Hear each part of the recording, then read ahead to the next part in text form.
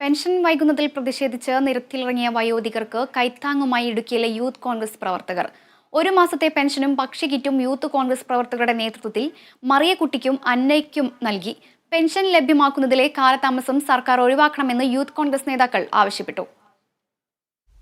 Pension ലഭിച്ചിട്ട് മാസങ്ങളായെന്ന പരാതിയുമായി കഴുത്തിൽ board തൂക്കി മൺചട്ടിയേന്തി നിരത്തിലിറങ്ങി പ്രതിഷേധിച്ച അടിമാലി സ്വദേശിനികളായ വയോധിക സ്ത്രീകൾക്ക് സഹായമെത്തിച്ച് യൂത്ത് കോൺഗ്രസ് പ്രവർത്തകർ. യൂത്ത് കോൺഗ്രസ് ദേവികുളം നിയോജക മണ്ഡലം കമ്മിറ്റിയുടെ നേതൃത്വത്തിലായിരുന്നു പ്രവർത്തനം. ഒരു മാസത്തെ പെൻഷനും ഭക്ഷ്യക്കിറ്റും യൂത്ത് കോൺഗ്രസ് പ്രവർത്തകരുടെ നേതൃത്വത്തിൽ മറിയക്കുട്ടിക്കും അന്നത്തിനും എത്തിച്ചു നൽകി.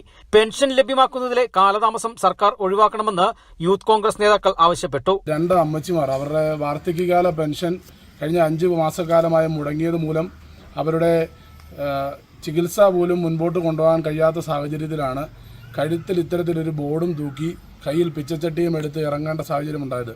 ഇത്തരത്തിൽ സാമ്പത്തികമായി ഒരു ഗതിയും പരഗതിയും ഇല്ലാതെ ഒരു സർക്കാർ നെട്ടോട്ട് മൂടുമെന്ന ഈ കാലഘട്ടത്തിലും കോടിക്കണക്കിന് രൂപ കടമെടുത്ത് കേരളീയം പദ്ധതി പോലെയുള്ള ധൂർത്തുകൾ ഇന്നും സർക്കാർ നടപ്പിലാക്കിക്കൊണ്ടിരിക്കുമ്പോൾ ഇത് ഈ നാട്ടിലെ സാധാരണക്കാരോടും ഈ നാട്ടിലെ പട്ടിണി പാവങ്ങളോടും ഇടതുപക്ഷ ഗവൺമെന്റിന്റെ വെല്ലുവിളിയായിട്ട് മാത്രമേ നമുക്ക് ഇതിനെ കാണുവാൻ വേണ്ടി സാധിക്കത്തുള്ളൂ.